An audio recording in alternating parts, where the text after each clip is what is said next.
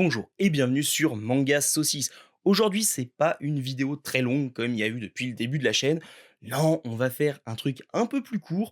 Et comme je sais que vous êtes beaucoup à venir du monde du comics ou de la BD grâce à Jules ou tous les autres, eh bien, j'ai envie de vous parler de 6 mangas qui sont peut-être un petit peu moins connus que la plupart des autres mangas, mais qui, pour moi, sont plus adaptés à des lecteurs tels que vous. Et même s'il y a certains mangas qui lorgnent un peu du côté shonen par certains aspects, eh bien dans l'ensemble, ce sont des mangas qui sont plus seinen à destination des adultes. J'ai essayé de les classer du plus connu au moins connu. Malgré tout, il est possible que vous ayez déjà entendu parler de certains titres qui seront tout en bas et d'autres qui sont plus en haut.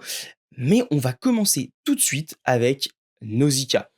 Nausicaa, vous devez connaître parce qu'il y a eu un film d'animation du studio Ghibli et ici, on est vraiment sur un scénario d'Hayao Miyazaki, parce qu'en fait, avant de faire son film d'animation, eh bien, il y a des numéros de Nausicaa qui étaient déjà sortis. Mais pas tous, parce que ça se passe sur une durée de temps, la publication de ce manga, qui est très, très longue. Alors là, j'ai plus les chiffres en tête, mais ça se compte en plus de 10 ans. Et donc, lorsque le film d'animation est sorti, eh bien l'intégralité de la série n'était pas publiée. Hayao Miyazaki a mis beaucoup plus de temps pour terminer le manga que le film d'animation. Et donc, la première chose qu'il y a à savoir, c'est que le manga, eh bien, il est beaucoup plus riche que le film d'animation. Le film d'animation, vous aurez les couleurs, vous aurez la musique, vous aurez l'animation, et donc forcément, c'est très agréable. Mais si vous avez aimé le film d'animation, vous pouvez très bien aller sur ce manga en 7 tomes à 14-15 euros, je sais plus exactement, peut-être 13,90.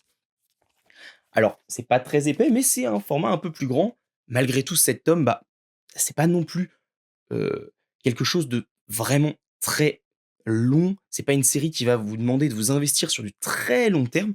On est plus sur une série un peu plus courte et vraiment, j'ai adoré. Le dessin d'Hayao Miyazaki, il est vraiment bluffant. Le seul petit, truc dommage qu'on a sur ce dessin-là, c'est qu'en fait, Hayao Miyazaki a dit que dans les éditions du manga, ça devait être sur un type de papier bien précis et donc on a un côté un petit peu délavé. Alors ça va avec l'histoire, on va y revenir après, mais je pense qu'un noir plus noir aurait été vraiment très sympathique. Malgré tout, il y a une certaine poésie qui s'échappe de certaines planches, de certaines cases, voilà, comme celle-ci là avec les omus, dont je vais parler un peu plus après. Mais vraiment, Nausicaa, c'est juste trop bien de ce côté-là. Et niveau dessin, si vous aimez un peu le style Ghibli, allez dessus. Vraiment, c'est vraiment juste très beau. Maintenant, au niveau de l'histoire, on va suivre Nausicaa, qui est la princesse d'un royaume qui va se retrouver euh, en guerre avec un autre royaume, en tout cas, dont un autre royaume, en fait, va entrer en guerre avec leur grand royaume, et les pays du vent, donc de Nausicaa, sont appelés par l'un de ces pays, auxquels ils sont des vassaux de ce pays-là, si j'ai bien compris. Je trouve que c'est un peu loin dans ma tête, mais voilà. Ils ont des obligations envers ce grand pays-là et ils partent en guerre. Seulement, on comprend qu'en fait, ils comptent les utiliser comme chair à canon. On va voir que cette guerre, elle va avoir différentes implications, notamment au niveau de la nature. On va voir qu'il y a des mystères. Voilà, les omus, les créatures qui sont derrière là, et qui sont normalement assez pacifiques, mais là qui commencent un peu à perdre la tête et à attaquer. On ne sait pas exactement pourquoi, on ne sait pas exactement qui ils veulent attaquer. On voit juste que petit à petit, ils se mettent à attaquer un peu plus. Et on va comprendre qu'il va y avoir un propos écologique, un propos sur ce que la guerre peut amener, un propos sur beaucoup, beaucoup, beaucoup de choses en lien avec la nature humaine, en règle générale, la traîtrise, la loyauté, l'honneur, toutes ces choses-là. Et c'est juste génial. En plus, il va vraiment avoir un conflit mondial, entre guillemets, parce qu'il n'y a pas que les deux pays qui vont vraiment être impactés, il va y avoir des alliances dans les pays, il va y avoir un petit peu des jeux politiques, où on va essayer de dire: «Ah bah tiens, j'envoie tel général parce que comme ça, lui qui me fait un peu d'ombre et qui pourrait prendre mon poste, il va mourir à ma place». Enfin, je la fais courte, mais c'est très, très riche, très dense. C'est en 7 tomes et je les ai dévorés. Vraiment, si vous aimez, heu, les mangas un petit peu de guerre ou les récits de guerre un récit un petit peu écologique aussi avec un message fort. Ah, foncez là-dessus, c'est vraiment très, très bien. Il y a un petit mystère sur ce qui est Nausicaa et tout, sur les différents peuples. Ils ont chacun une identité bien propre, avec une manière de fonctionner, des légendes, des c'est incroyable, exceptionnel. Oui, le côté un petit peu plus guerrier, mais ça va pas se contenter de juste te présenter la guerre. On va te montrer les horreurs de la guerre aussi. Alors on va pas aller au point de montrer, des saccages, trop importants, on va dire, mais on va te faire comprendre qu'il s'est passé des choses et c'est contrebalancé par un humour des fois un petit peu bébête comme tu avais, avant dans les mangas, dans les animés. Heu, à qui je pourrais penser? Un peu comme un personnage de Tortue Géniale, voilà qui fait des réflexions un petit peu rigolotes. Bah, là, il y a 1 ou 2 personnages qui vont être comme ça. Tu un personnage qui est un peu trouillard et qui va toujours être un petit peu en décalage. Mais sinon, c'est juste exceptionnel et je vous encourage vivement à vous procurer les Nausicaa. C'était une de mes très grosses découvertes l'année dernière et je peux que vous conseiller de foncer dessus. Ensuite, on passe du côté d'un manga qui est, un peu plus connu de par son auteur qui est Takehiko Inoue, qui a fait notamment, Slam Dunk ou Vagabond. Et ici, on est sur Réel, Réal, voilà. Je balaye un peu toutes les prononciations parce que je ne sais pas exactement comment on le prononce. Et ça parle encore de basket, mais ça parle de handi basket. Je sais pas comment on dit exactement, de handi sport avec le basket. Donc déjà au niveau du dessin, bon, Takehiko Inoue, que je vous trouve certaines planches, heu, une planche qui serait représentative de son talent. Ça pourrait être pas mal. Mais globalement, c'est juste excellent en fait, Takehiko Inoue. Si vous ne connaissez pas, on n'est pas sur le style qu'il a sur Vagabond, on est plus sur le style qu'il y a à la fin des tomes je vais vous montrer une page au hasard, de Slam Dunk et donc ça reste très, très beau et notamment pour les expressions, comme on peut le voir ici. J'espère qu'on voit bien, sinon je vous mettrai des images, je prendrai des photos pour vous montrer ça. Mais vraiment, les émotions sont hyper importantes et là, elles sont très, très bien retranscrites parce qu'en fait, on va suivre le destin de 3 personnages. Il y en a un qui est handicapé depuis assez longtemps et donc qui fait du basket handisport. On t'explique les règles, le système des points pour pas que ce soit trop désavantageux. On t'explique un petit peu, tous les problèmes qui sont liés à ce sport, notamment, le fait que le panier, il est super haut et quand tu peux pas sauter, tu peux pas utiliser la puissance de tes jambes pour marquer, il faut bien compenser quelque part. Tu un autre personnage qui a causé un accident et qui a mis une personne en fauteuil roulant. Et enfin, tu as le dernier qui vient juste d'avoir son accident au début de la série. Et c'est lui qui est presque le plus intéressant parce que, d'ailleurs, c'est celui qu'on voit ici, c'est lui qui va avoir la plus grosse évolution. Parce qu'en fait, il va passer de personnage un petit peu flambeur au lycée avec tout ce qu'il y a dans la société japonaise. Donc, le côté un petit peu on note les autres, la hiérarchie, etc. Tous les travers de cette société. Et là, il va vraiment essayer eh ben de s'adapter à sa nouvelle condition de personne handicapée. On va le voir passer les différentes étapes, l'acceptation, le deuil de ses jambes, la perte de confiance aussi qu'il va avoir en lui parce que il se voyait au sommet et là d'un seul coup il se retrouve à handicapé. Donc pour lui c'est un échec, il se considère comme un déchet même. Et donc c'est très très dur à vivre pour lui. Il va s'en prendre à sa famille. On va voir les relations entre les différents membres de sa famille qui vont évoluer avec les gens qu'il y a autour de lui. On va voir comment il va accepter les soins ou non. On va le voir petit à petit progresser et c'est juste génial en fait. Enfin, vraiment, on a les personnages qui évoluent énormément. On suit un peu de basket, mais les matchs sont vraiment pas le cœur du sujet. Le cœur du sujet, c'est le handicap. C'est poignant. Il y a des moments, il y a des pages, juste elles te prennent au cœur, elles te prennent aux tripes et pour peu que tu aies connu du handicap dans ta famille, ça résonne, hein. Voilà. Donc Réal, je sais pas comment vous le prononcez et je m'en fiche, c'est juste excellent. Il y a même du catch à un moment dedans. Voilà, c'est très, très bien. Je vous le conseille très, très, très fortement si, tout ce qui est question du handicap vous touche de près ou de loin. Si vous aimez Takehiko Inoue, même si le manga n'est pas fini, à préciser, on est au 15e tome et Pour l'instant, pas de nouvelles de la suite. Malgré tout, le voyage est tellement beau, que même si vous terminez pas, ça vaut le coup. Vraiment, ça vaut plus que n'importe quel, Demon Slayer ou Jujutsu Kaisen ou que sais-je, que vous pourrez lire. Voilà, 14 tomes, 15 tomes, il va vous retourner, il va vous faire prendre conscience de certaines choses, il va vous expliquer des choses aussi. Voilà, juste, c'est juste fantastique, je vous le conseille vraiment. Et vous allez pas que avoir un sujet très lourd, vous allez aussi avoir un peu d'humour, choses comme ça. Donc, je vous le conseille très, très fortement. On passe ensuite à un manga qui est, moins connu, mais qui a quand même 42 tomes sortis pour l'instant, ça ou 41, ça devrait finir aux alentours des 45. Je crois que le manga est fini au Japon. En France, la publication est en cours.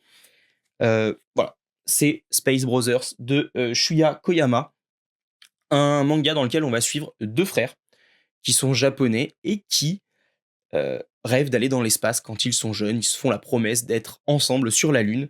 Sauf qu'il y en a un, le plus jeune, qui devient effectivement astronaute et qui va partir sur la Lune, et l'autre qui vend des voitures, qui est ingénieur pour des voitures. Sauf qu'en fait, il a un caractère un petit peu loser, on va pas se mentir, un petit peu comique aussi. On va voir que ça va évoluer au fur et à mesure de la série, mais ça reste assez longtemps. Et il va provoquer une catastrophe. Il va, en tout cas, une catastrophe à son propre niveau, parce qu'en fait, il va avoir un démêlé avec son chef, et donc il va se faire virer. Et son frère va l'inscrire pour une session de recrutement pour devenir astronaute avec la JAXA, donc la société, société, je sais pas si c'est une société, mais sur l'agence qui gère les astronautes japonais. Et donc on va le voir passer différents tests, on va voir comment les astronautes se préparent. C'est assez documenté, mais on a ce petit côté shonen où il faut se dépasser, même si lui, clairement, il a tout d'un loser. Et donc il y a certains moments un petit peu ridicules, un petit peu, ouais, tu sens qu'on force le trait. Et sur les premiers tomes, ça avait pas mal dérangé. Et passé le tome 4, 5, ça y est, j'étais totalement dans l'histoire. Les personnages, j'étais très intrigué de savoir quelles étaient les prochaines étapes, comment les astronautes se préparaient. Et sur la fin de la série, on va même un petit peu dans de la SF, mais de la hard SF, parce qu'on est vraiment sur un petit peu dans le futur. On prévoit certains trucs qui pourraient se passer. Et donc, on n'est plus vraiment dans du réel. On invente des choses, mais on est dans de la hard SF parce qu'on essaye d'expliquer, d'être cohérent avec le monde tel qu'il fonctionne, avec la physique telle qu'elle fonctionne. Et vraiment, Space Brothers, c'est génial. On s'ennuie pas une seconde. On voit toutes les différentes facettes du métier d'astronaute, comment on se fait recruter, l'attente aussi entre deux missions, le fait que on peut te demander d'être remplaçant sur une mission, donc tu vas t'entraîner pour cette mission, mais peut-être que tu ne participeras jamais à cette mission-là. Mais d'un côté, c'est peut-être ta seule chance un jour d'aller dans l'espace. Et donc, va bien falloir que tu acceptes cette chance-là. Mais suffit que dans un an, une autre mission parte, tu pourras pas être recruté pour cette mission parce que tu es déjà remplaçant. On va voir comment ils s'entraînent, on va voir comment ils doivent se nourrir, on va voir un peu les différences entre, par exemple, les cosmonautes et les astronautes. Parce que à un moment donné, ça va se passer en Russie. C'est juste génial, vraiment, je vous conseille ça. Si vous aimez l'espace, si vous aimez la SF, si vous aimez les relations entre les personnages aussi, voilà, les mangas un peu tranche de vie, Space Brothers, c'est vraiment génial. Et là maintenant, on va passer à une série qui a un peu le même mode de fonctionnement, mais sur un autre thème. On va suivre un personnage qui veut faire quelque chose, qui va se donner tous les moyens pour le réaliser, même si là c'est beaucoup moins un loser. Au contraire, c'est quelqu'un de très déterminé avec un côté un peu shonen où plus je m'entraîne, plus je vais y arriver. Il va devoir affronter différentes situations dans lesquelles il va être mis en échec. Il va vraiment connaître l'échec. On va nous montrer la dure réalité de quelqu'un qui veut percer dans un certain domaine, et il s'agit de Blue Giant, un manga sur le jazz. Ça paye pas de mine dit comme ça, mais c'est excellent. C'est un des mangas où, quand ça sort, je suis au rendez-vous, je le lis dans la journée. Euh, les 10 premiers tomes, donc qui forment la 10 ou 11, 9, je sais plus, la première série, aux alentours de 10 tomes, Blue Giant, elle se termine de manière exceptionnelle. Exceptionnelle, vraiment. Derrière, j'ai acheté tous les autres tomes qui étaient parus, donc ça devait représenter quand même une vingtaine de tomes, hein, déjà. Non, un peu moins d'une vingtaine, une quinzaine de tomes. Tellement j'ai été accroché par cette histoire. Au départ, on a un côté un petit peu classique où notre héros, Dai Miyamoto, veut devenir saxophoniste.